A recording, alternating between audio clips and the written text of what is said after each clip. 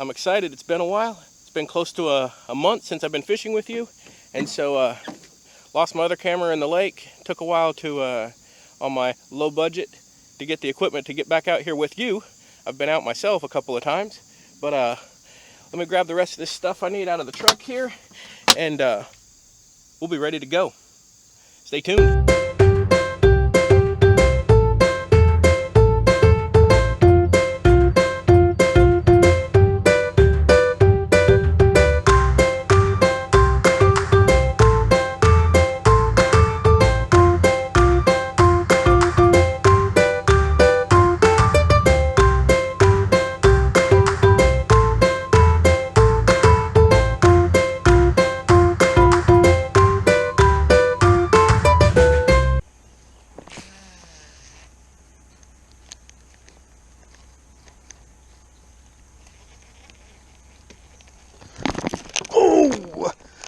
Oh, well, there we go. At least we got a strike.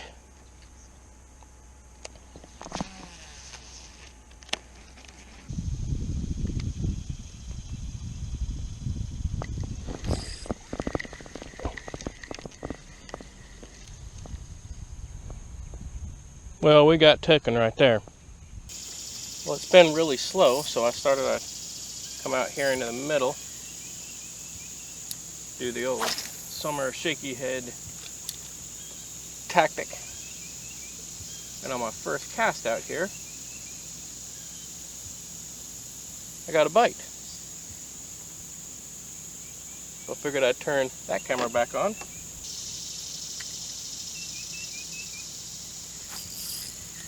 Here we go. 2 casts in a row on the shaky head.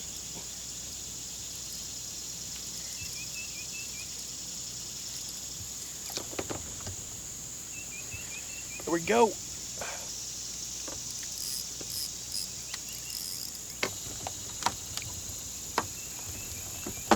First, hook up on the bait. Come here. There we go. Here we go. And she still got some energy.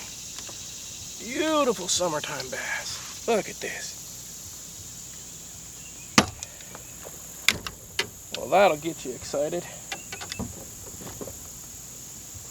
I thought for sure we'd get something on top water early in the morning. Nothing was going on. Nothing at all. Worked my way down this whole bank, probably a 1/4 mile long. Just nothing. Ooh. Came out in the middle here. Decided to switch to that shaky head. See if we can go back to back to back on the bites here.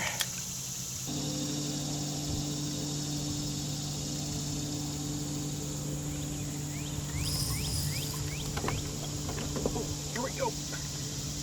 3 bites in a row. Another hookup. Got some energy.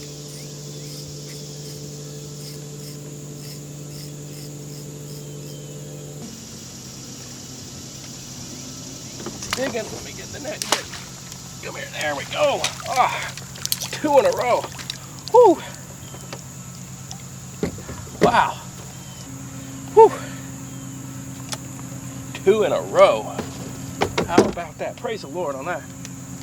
Another keeper-sized bass right there. This one's a little bit shorter and a little bit chunkier. Go ahead and get this one back in the water.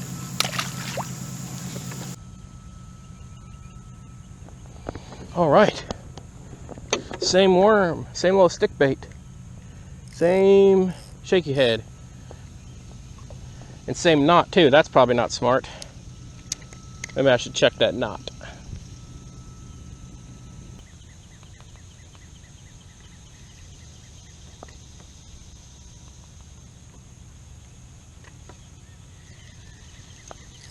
Here we go. 3 out of 4.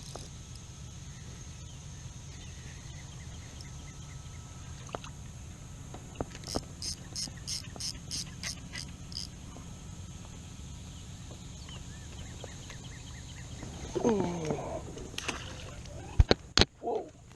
There we go. Oh, it's so fun when you find them. It is so fun when you find them. Come Here, bass fish. My little daughter calls them bass fish. You wanted that one.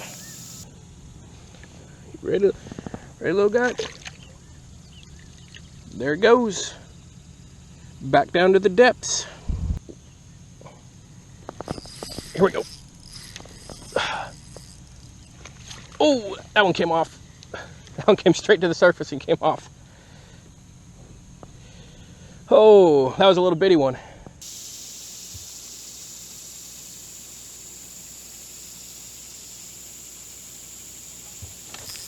we go. Oh, how did that come off? Oh, that was a big bite.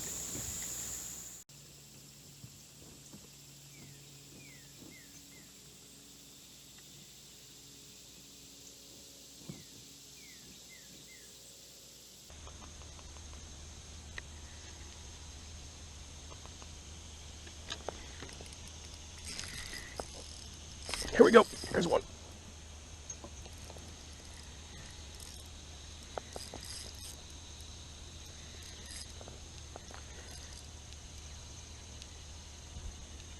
Feels like it wants to come to the surface. Stay down.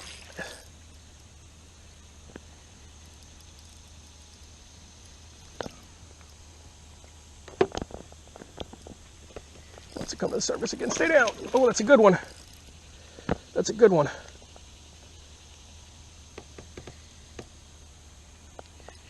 Are you tired out yet? Come back this way. Come back this way. Oh, no. That's a bad. Oh, it engulfed it. Woo! Wow! Look at that! Yeah! Woo! Oh, we'll get her back in the water pretty quick. She's bleeding. Oh, let's get her back in the water.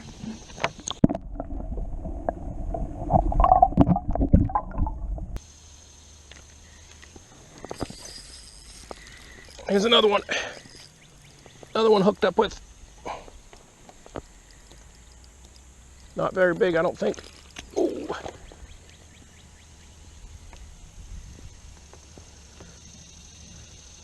It's so fun when you find them, when you get into a school of bass in the summertime. Oh, we got a little energy. You about ready to give up? Ah, there we go. Oh yeah, look at that. For all the difficulties of summertime bass fishing, let me tell you what. When you find them and they start biting, it choked it. Look at that. When you find them and they start biting, there isn't much as fun as that. Come on there. There we go. Got it out without even doing any damage to this guy. Whew. There it goes. Well, how about that? We caught a few fish. It was finally good to be back out and bring you along. So today, what did we learn? Well, summertime bass fishing can be difficult. That's just how it is. We went in with a plan. It didn't work. Obviously, we knew we were going to have to shift off of the shallow stuff once this fog burned off. And so that happened. And we did as well as I had hoped. Not up shallow. I was really thinking that we would get some topwater action with the fog, with a little bit cooler morning than we've typically been having. But it didn't happen. So we adjusted once the sun came up. We found some schooling bass down deeper sitting on the bottom, and that's a lot of fun. So what do I use for my shaky head rod and reel? I use a 7-foot medium strength fast action graphite rod. Graphite is more sensitive. That shaky head bite will be usually it's not just a wham and get it. It's usually just they'll come along, they'll pick it up. Sometimes they won't move. Sometimes they'll actually just kind of keep on slowly moving with it in their mouth towards you or in a direction that's not exactly noticeable immediately. So you need a sensitive rod, a spinning reel, so you can cast it a long ways, let it get to the bottom, and then just drag it with a little bit of taps if you want to. That's just something I do. I don't really know whether it helps or not. I think it does, but that just could be a confidence thing. And it also slows me down, because if I'm tapping on the bottom end of the rod as I'm raising up, it keeps me from wanting to reel.